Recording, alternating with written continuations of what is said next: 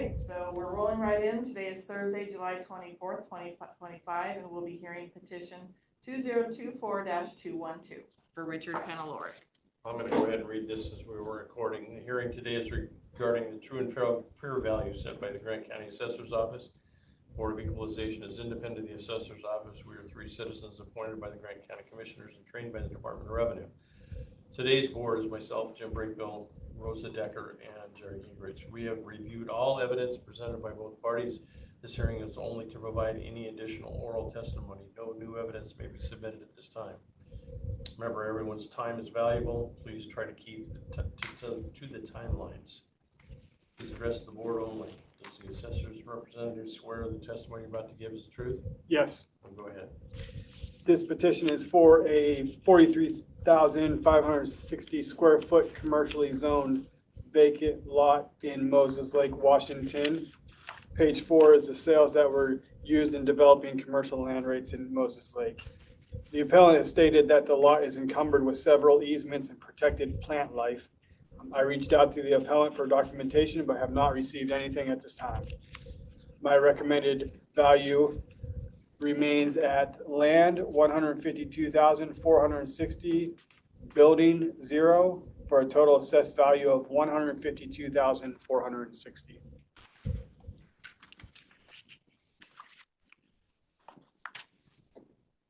I have nothing. Okay. Are we going to roll right in? Do I say? No, I'm going to close it. This concludes the Grant County Board of Equalization hearing. The board will review all information provided, and board orders stating their decision will be issued within 45 days. If either party disagrees with the board's decision, they may appeal to the Washington State Board of Tax Appeals within 30 days of the mailing of the board order.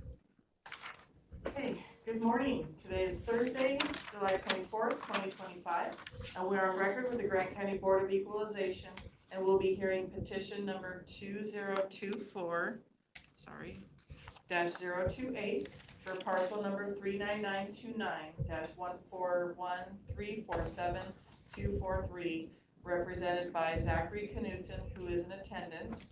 The assessor's office is represented by Darren Hine, who is also in attendance. Please silence your cell phones.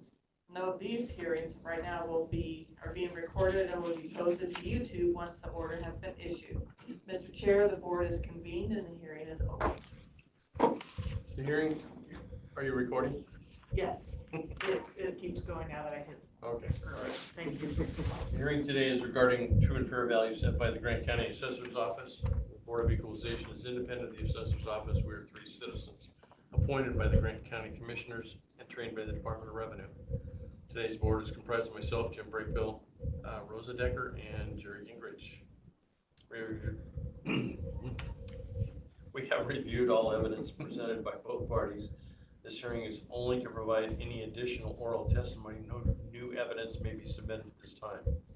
Remember, everyone's time is valuable. Please try to keep the timelines. Please address the board only. Do both the appellant and the assessor's representative swear the testimony you're about to give is the truth? Yes. Yes. Okay. The appellant will go first and present testimony, then be followed by the appraiser. So go ahead. When Darren called me back in June, we talked about the process, and I made aware some of the encumbrance, I think that's the legal term, of the property having a shared community well, and he chose at that time to make a small adjustment. Because this encumbrance is about a fourth of my property, I was hoping to have that adjusted a little more. So the system obviously isn't perfect. The computerized plug in the numbers of sales in the neighborhood. I think that's what usually triggers. I'm not sure about this.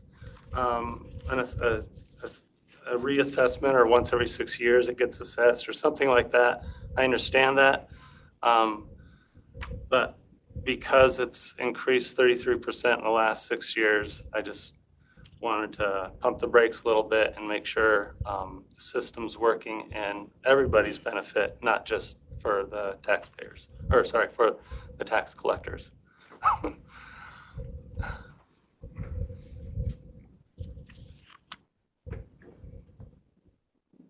Is that it? That's my statement. Okay.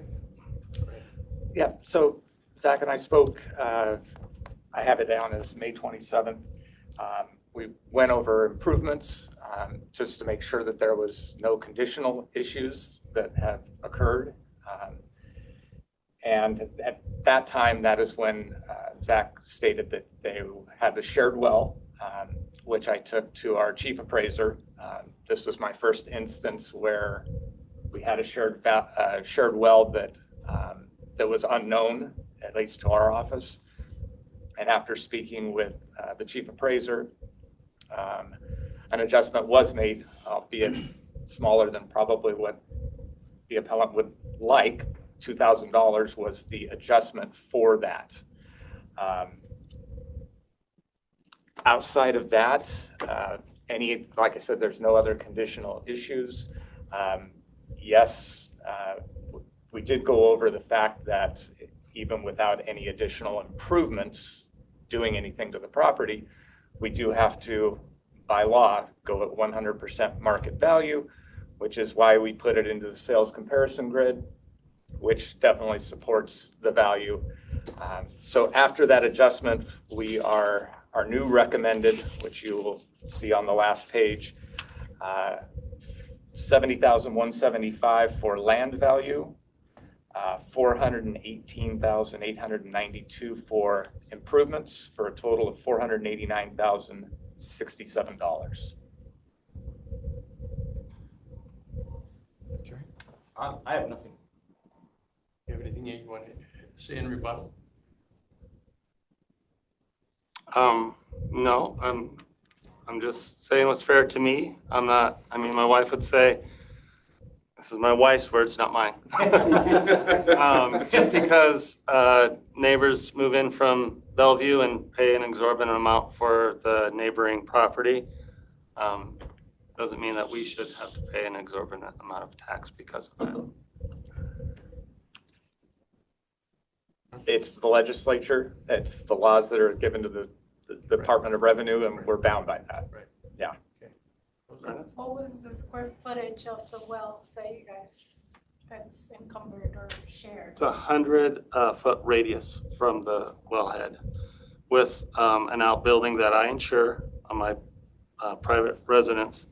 So the neighbors, I think we pay $15 a month in case the well ever fails. There's 8 lots on that shared well.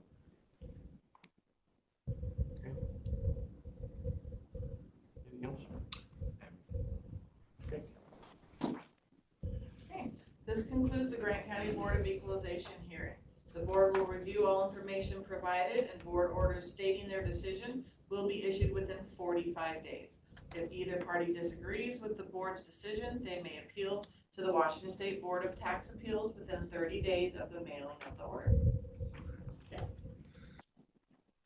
Okay, good afternoon. Today is Thursday, July 24th, 2025, and we are on record with the Grant County Board of Equalization, and we'll be hearing petition number 2024-009 for parcel number 59837-1909-30001, represented by Walter and Judith Ellis, who are in attendance. The assessor's office is represented by Darren Hine, who is also in attendance.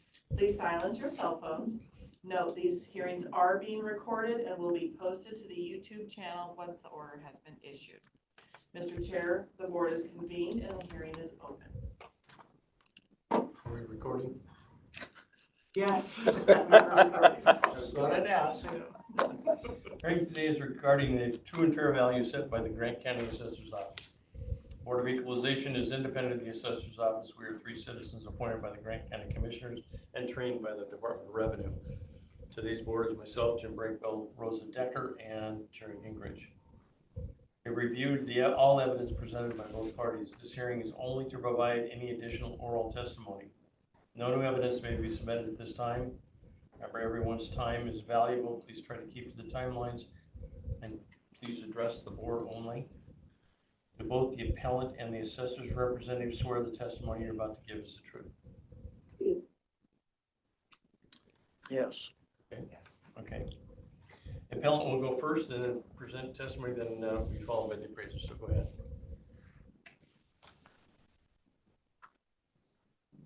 What do you want us to say? I always thought you were here, that you guys were gonna make a judgment on it. And I was maybe gonna respond to what you guys were saying or something. We had given you written stuff. Is that right? Right. And it's all recorded. The problem we're having is the neighbor's place that the planning board approved an indoor marijuana grow deal next door. There was an outdoor grow deal next door approved, but marijuana is not an agricultural product. It's not an agricultural crop. They had to rezone the deal to give a variance to do an indoor grow deal here. The neighborhood, which was in about 2 sections out there, had sent letters originally opposing the indoor grow deal. They went ahead and approved it anyway. These are owned by Chinese nationalists. They have more or less destroyed the property. They are growing marijuana inside. The exhaust fan comes right into our backyard from their building. We can't even go outside in the evening without having marijuana smell. As far as, to me, making the value of our property, it's gone down quite drastically. Trying to get to sell it is we haven't looked into it, but we have sure thought about it. But our taxes have gone way up. That property is a disaster. They ruined the irrigation system that's on it because they weren't going to use irrigation for marijuana growing, which technically they couldn't anyway. But it's gone terribly downhill and there's nothing being done about it. These guys are burning plastic and burning, when the burn ban is on, they don't apply to any of our laws. They don't follow them at all. And so I don't see where our place has gone up in value by anyone in the 2 years that this thing is, and our taxes have gone up. I would also like to add that they have fans going, and so when we're outside, we not only get the smell, but we get the noise from their fans. So to me, it does devalue our property. When that was put in, the board that approved it said they had to control the odor. Well, there's no way you can control the odor of a marijuana grow deal, whether it's inside or outside, unless it's underground, like one was years ago in Warden. It is, as far as I'm concerned, it's totally devalued our property. And I don't think that we need to be taxed at such a high rate. They're saying that everything else goes up. Well, they've ruined the value of the property around there as far as I'm concerned. Anything else? Sure. In regards to the zoning and having that go to an indoor grow, that has nothing to do with our office. It's building and planning, the commissioners sign off on it. We're bound by our rules that are given to us by the Department of Revenue. While myself personally and our office in general understand the issues between smell, noise, etc., we have to look at the market and base our values off of that. In regards to the land itself being right next door to this 502 operation, the marijuana grow, myself and the chief appraiser, we went through all of the 502 operations and looked at recent sales, and we do not see any change in market based off of the proximity to that 502 operation. And that's countywide that we searched. So as far as being able to make any adjustments, we have to see it in the market. That's what a market adjustment does. It's either positive or negative based off of what we see for land sales. Until we see sales of close proximity parcels next to 502 operations, until we see those sales being lower than what the when we can see that there's an actual decrease in value, that's when we would then be able to place a negative market adjustment on it. But we don't see that yet. It doesn't mean it won't happen. It just means that it's not happening right now. The actual improvements on the property did not receive a market adjustment at all. So our value for the improvements is just base cost less depreciation. It doesn't get any more straightforward than that. So again, even though I definitely can appreciate the Ellis's concern and their plight, we can't just arbitrarily change values when we don't have proof from our sales to show that that is a market adjustment that should be made.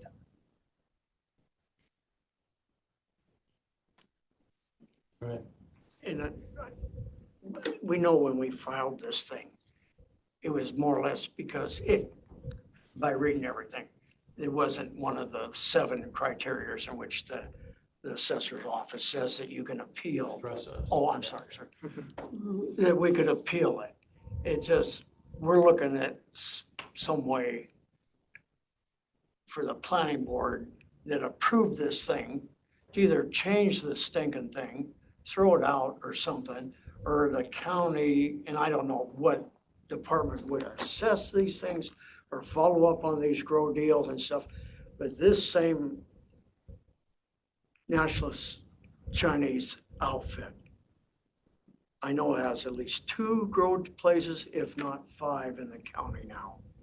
And they're sort of taking over a business where a lot of these are going broke. You know, tons of them started up and a lot of them went broke over the years because of supply and demand. They wanted to be agriculture.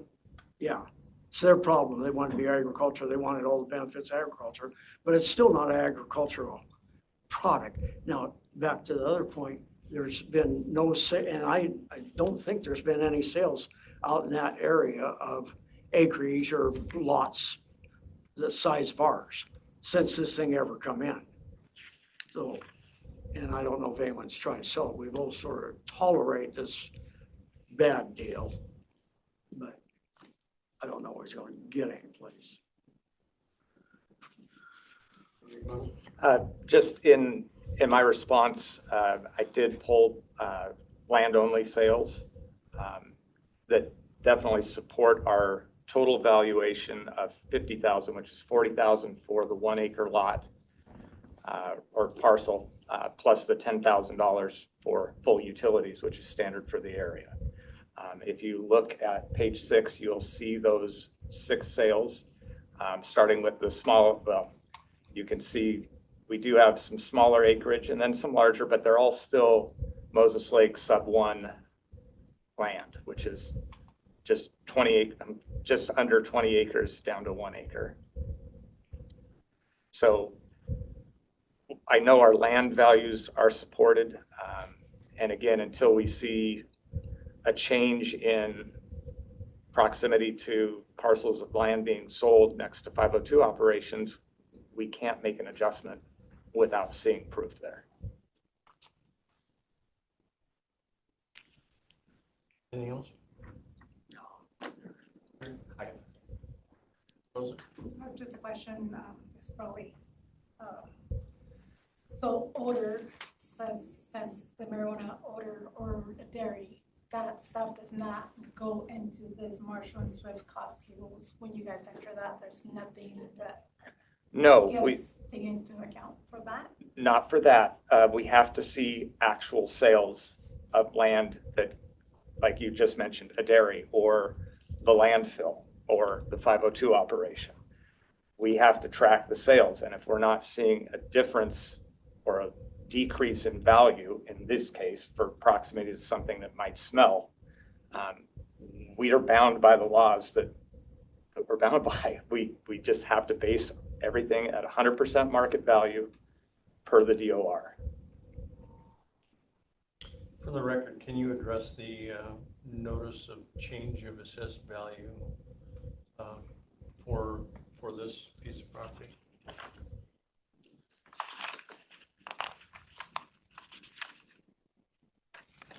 if I have that.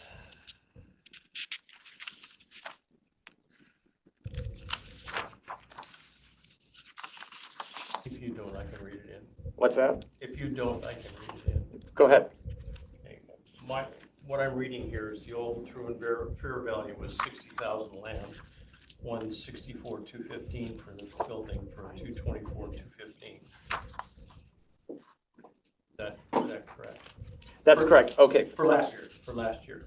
So, Correct. and then this year is a reduction of 10,000 for the land. And then looks like about 13,000, almost $13,000 for the building. Is that correct? Yes. 207, 495. Is that what 497 is? So Yeah, 497. Correct. Yeah, I get 495 on the notice here. So anyway, Yes, that's and correct. so yes, the figures that you just read off, the 50,000 total for land, the 157, 497 for improvements for a total of 207, 497. Okay. Those are the numbers that we're recommending to move forward with. Yes. Sure. You read two different years' numbers. I did. Okay, will you read them again to me? The last year, the old true and fair value was 60,000 for the land. And the property, the building was 164,215 for a total of 224,215 for the combined total. This year is 50,000 for the land, 157,497. This says 495, but And change value notice has 495 on it. Yeah. So the value has gone, the assessed value has gone down, is that It went what down I'm about understanding? $14,000. 14. After we, No, on the change of value notice, when you got it, it was going down 14,000. 17. right, and we didn't realize that at the time. Yeah, almost $17,000, I think is what I'm seeing, so, Okay, you're right, 17. yeah. I believe we got that notice after we filed, did we not? No, it's part of your package. Okay. So, I just wanted to verify. Is there anything else? No, I have nothing. Nothing else for you? Okay. Sorry, I got all my papers. This concludes the Grant County Board of Equalization hearing. The board will review all information provided and board orders stating their decision will be issued within 45 days. If either party disagrees with the board's decision, they may appeal to the Washington State Board of Tax Appeals within 30 days of the mailing of the board order. Good afternoon. Today is Thursday, July 24th, 2025, and we're on record with the Grant County Board of Equalization, and we'll be hearing petition number 2024-068 for parcel number 61076-200111000, represented by Tyler and Robin Cummings, who is in attendance. The assessor's office is represented by Darren Hine, who is also in attendance. Please silence your cell phones. Note that these hearings are being recorded and will be posted to our YouTube channel once the order has been issued. Mr. Chair, the board is convened and the hearing is open. The hearing today is regarding the true and fair value set by the Grant County Assessor's Office. The Board of Equalization is independent of the Assessor's Office. We are 3 citizens appointed by Grant County Commissioners and trained by the Department of Revenue. Today's board is comprised of myself, Jim Brakebill, Rosa Decker, and Jerry Gingrich. We have reviewed all evidence presented by both parties. This hearing is to provide any additional oral testimony.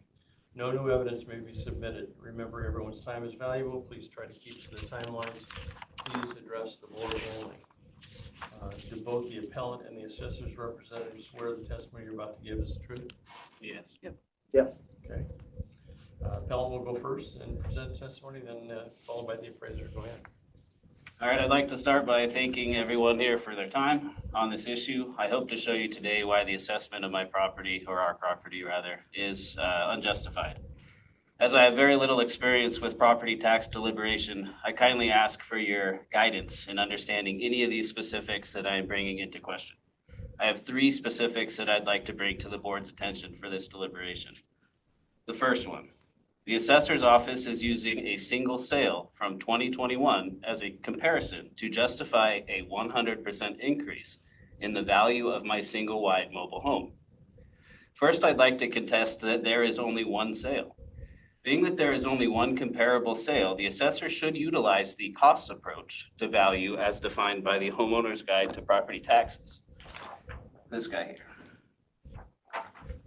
The second contest is at a 100% increase in the value of a single-wide trailer when no improvements were made. Exactly 100%, not 98%, not 104%, a nice round number. Used to hit predetermined results. No change on land value or outbuildings, only to the mobile home. It's common knowledge that manufactured homes depreciate over time, and to say the value of one has doubled in a single year is imaginative. I just heard no new evidence. I'm not sure this is evidence because it's public knowledge. I have 3 other properties in my same neighborhood as defined by the map given by the assessor's office, and they are assessed differently and unfairly according to the way I was assessed. I'm not sure if you guys would like to see those. Am I allowed to introduce those? No. Even though it's public knowledge? No. Okay. The second, if we turn to the sales comparison grid that was given by the assessor's office for this meeting, I'm looking at this page right here. On the sales comparison grid, right up at the top, you look at the acreage. My land has 5 acres. The comparison is 1.95, and if you notice, there is $0 difference for that. So there's no adjustments for land size. A 3-acre difference equals a $0 adjustment. Effectively, by making no adjustment for land size, the assessor is claiming that if you took my house and my outbuildings from my 5-acre lot, placed them on a 2-acre lot, it would have the same value. Of course, this is an absurd claim. When questioning the assessor's office about this via email, I can't introduce that, they said they don't make adjustments for acreage because they simply don't know how. I have the email. Sounds like I can't enter it. The third I would like to address is also on the sales comparison grid. On the sales comparison grid, there are no adjustments made for one less bedroom in the house. It seems nitpicky, but they are already adjusting for simply how many faucets I have. It's unfortunate that the assessors can find how to adjust for things like the number of faucets, but not for land size. For these reasons, I feel that the appraiser's office has not provided any validation to increase the assessed value of my single-wide trailer. Because they have accredited all the assessed value increased to the single-wide, they agree that the value of my land and my other outbuildings remain unchanged. Therefore, my assessed value should remain unchanged from 2023. That's it.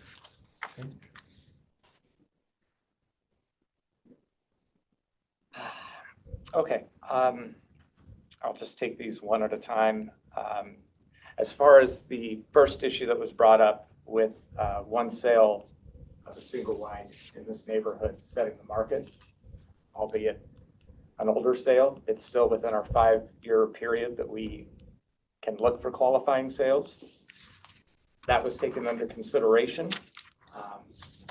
After looking further into the neighborhood and running a query on how many single wides there actually are in this neighborhood, there's not as many as you would think, and if having one comparable sale is what set that market. As far as the 100% market adjustment, you'll notice that we had 2 qualifying sales, but after the appellant had contacted our office, it was found out that one of those 2 qualifying sales was not a qualifying sale due to a massive amount of acreage that went along with it. So that was dropped, and a change of value notice, a secondary change of value notice was sent out with the updated information. as far as acreage, 5 acres versus 2 acres. When we're dealing with suburban 1 land, and just land in general, but especially for suburban, the first acre is what holds the majority of the value. So the fact that the appellant has stated that,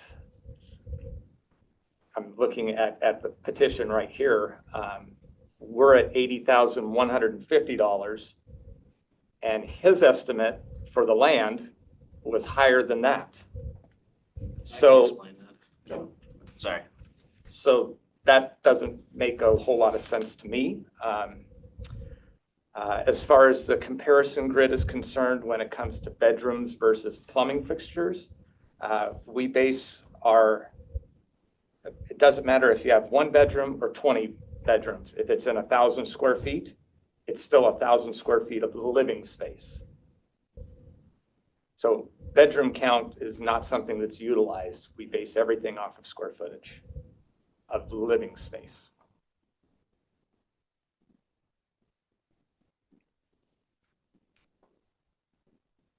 Yeah, okay. Your rebuttal? Yeah, so he said there's not very many single wides in my region. I'm not sure if he's sure what my the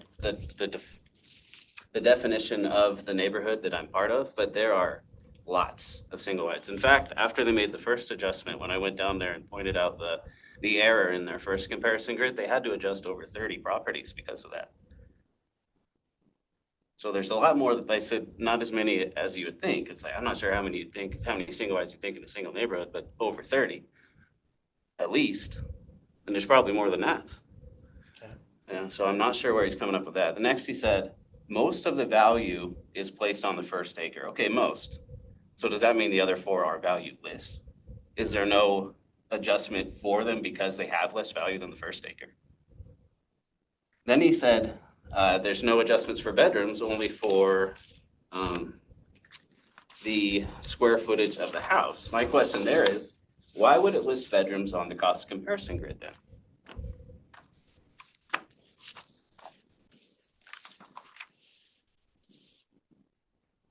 That's it. That's all I had. Just that this is a decent sized neighborhood, and having 30 single wides that we had to change that market adjustment on. After we ran the query, that was the market adjustment that the appellants initially received.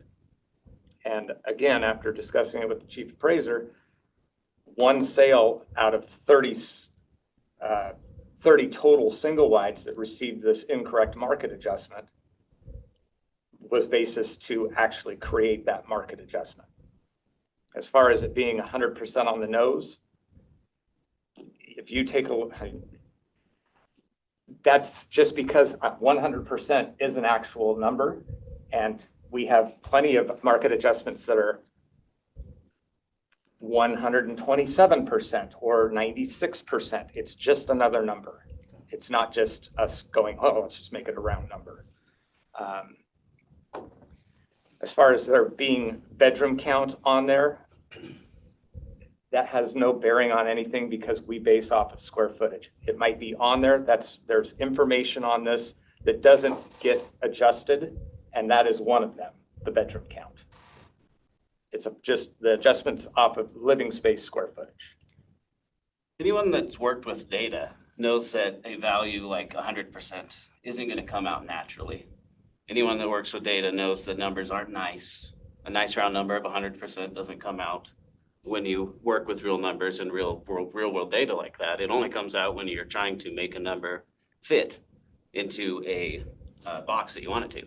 They wanted our appraisal to fit into that. They wanted our appraisal to fit into a specific box so that it could match this single sale from years ago, and that's the number that got us into the box, was 100%. It is not using data to spread the load on the rest of the community here. It's just, they're just assessing this and sticking a number on it. 100% doesn't happen naturally. Else?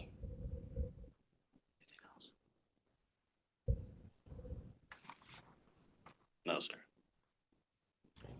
Jerry? I just want to clarify, make sure I understood this correctly. So after you readjusted the 30 other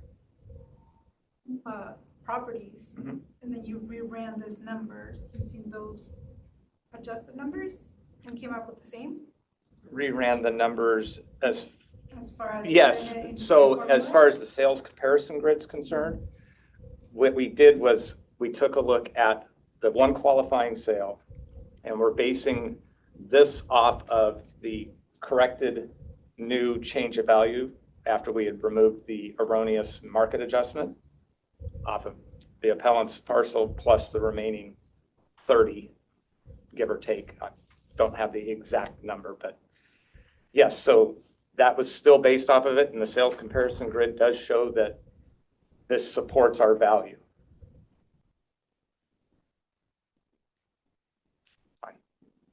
I have a question that I'm baffled by. Can you tell me where you came up with the number for your land value? So I put, when I originally submitted this months ago, I figured my value of my property has probably increased a little bit. I can concede to that because, inflation and everything like that. The value I put down on my form was the value I paid for the property. And I don't believe my mobile home went up in value. So I credited those value increases to my land because I think that's what increased in value, not my mobile home. That's why I set it up that way.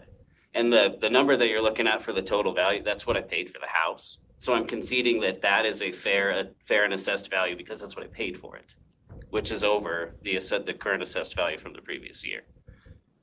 So I was trying to find a happy medium with something that made sense to me, and something that made sense to me is the value of the house is what it sold for.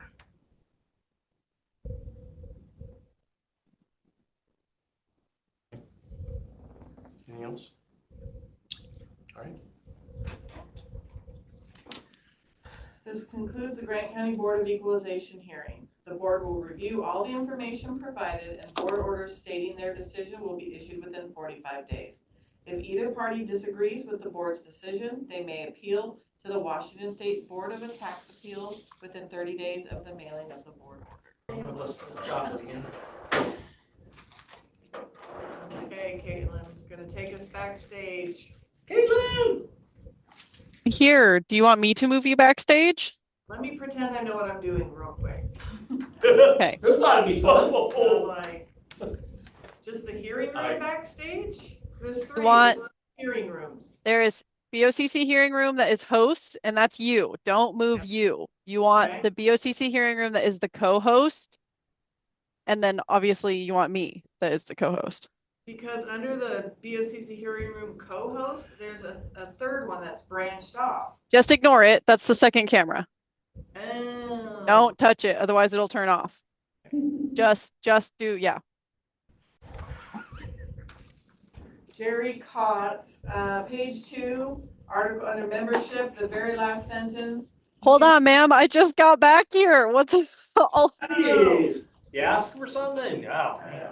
oh, then you moved me to the webinar and then you started talking before I actually got back in. I'm so sorry. It's been a day. You give me 1 minute for my readers.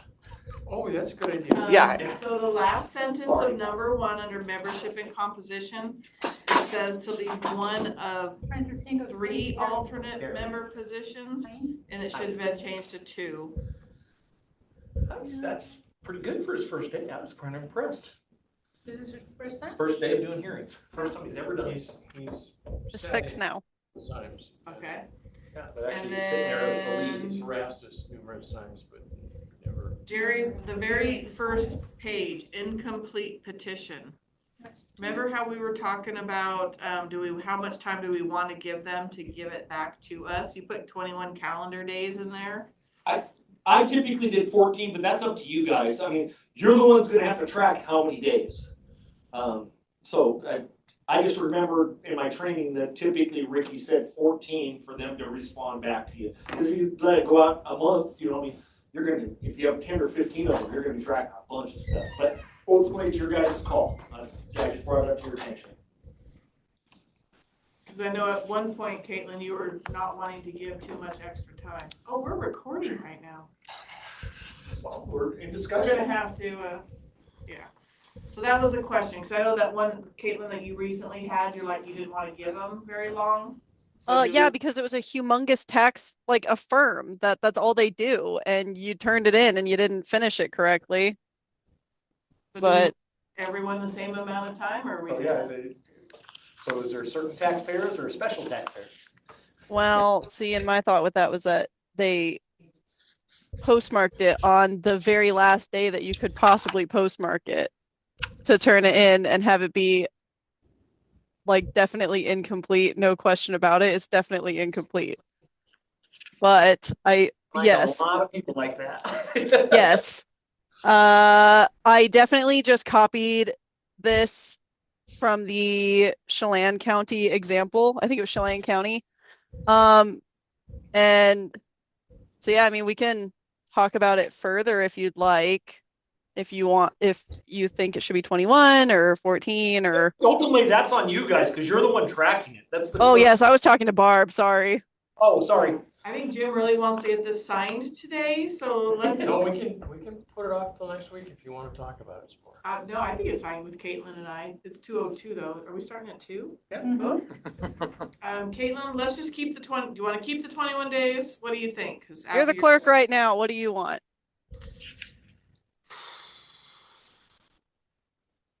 I'd suggest 14, only because that's the rule that they're using it with. You are, okay. Go ahead and throw 14 in there, Miss Caitlin. Okay.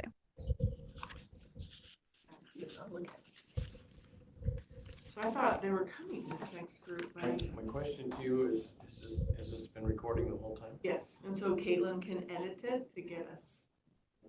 Yeah, because once we went out of backstage. So sorry I did that, Caitlin. That's fine. Everything I said, I'll stand by it. We hope so.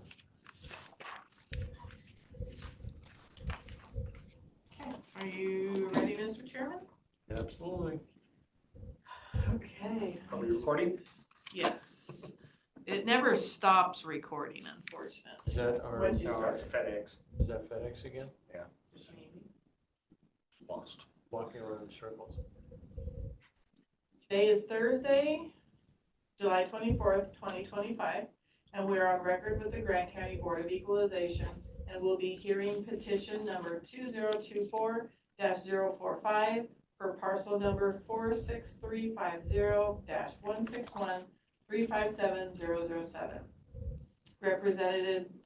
Represented by Sean Massart and the Alvarados, everyone involved at all, who is not in attendance. The assessor's office is represented by Darren Hine, who is in attendance. Please silence your cell phones. Note these hearings are being recorded and will be posted to YouTube once the order has been issued. Mr. Chair, the board is convened and the hearing is open. Hearing today is regarding true and fair value set by the Grant County Assessor's Office. The Board of Equalization is independent of the Assessor's Office.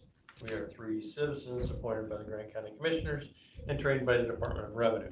Today's board is comprised of myself, Jim Brinkville, Rosa Decker, and Jerry Gingrich. We have reviewed all evidence presented by both parties. This hearing is only to provide any additional oral testimony. No new evidence may be submitted at this time. Remember, everyone's time is valuable. Please try to keep to the timelines. Please address the board only. Does the assessor's representative swear the testimony is about to give is the truth? Yes. Go ahead, since there's no appellant. All right. In the petition, the appellant did provide for sales. Their concern was the fact that the value had gone up without making any improvements. This comes down to market adjustment, which again, we're required by the Department of Revenue to value at 100%, and that's why market adjustments come into play. So we, utilizing our sales that created that market adjustment, and you'll see that I've included 2 sales grids on this. Out of the 4 sales that the appellant provided. 2 of them were in a different neighborhood. One was a standalone, not title eliminated, so that's a totally different market. But one was a sale. It was, we actually placed that into a secondary grid just to take a look. But as far as, I mean, the grids speak for themselves. Once we placed that, the subject parcel into the sales comparison grid with those sales that created the market adjustment, we noticed that this is an outlier. We do need to make a market adjustment, change that market adjustment. So that's what created the new recommended value of $85,773 for land, improvements at $284,227 for a total of $370,000. That is our recommended value moving forward. The sale that was provided by the appellant, when we placed that and replaced our oldest comparable sale, actually was detrimental to the appellants. That would actually cause us to maybe not reduce as much. So we went with the qualifying sales that we had provided. We're not here to increase things. We want to make sure that we're doing our due diligence with the actual qualifying sales that we had. But we did take a look at that, and it didn't make any change to benefit or reduce the value that we're recommending at this point in time.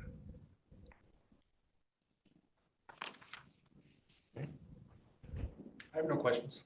I just have a question just for my, so that I know. So when it's not a title eliminated property, you value the house and the property separate? Correct. And that's usually a higher value than if it's one?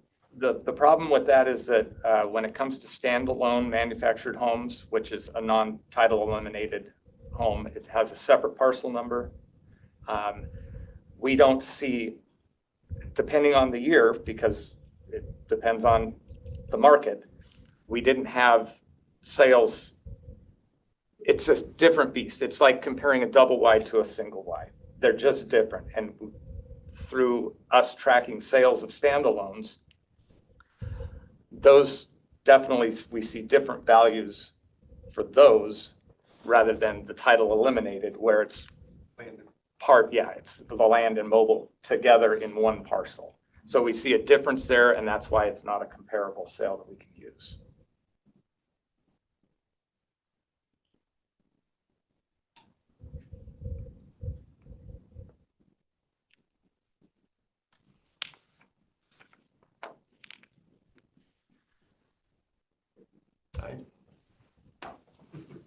Sorry. Yeah, I'm looking. This concludes the Grant County Board of Equalization hearing. The board will review all information provided, and board orders stating their decision will be issued within 45 days. If either party disagrees with the board's decision, they may appeal to the Washington State Board of Tax Appeals within 30 days of mailing of the board order.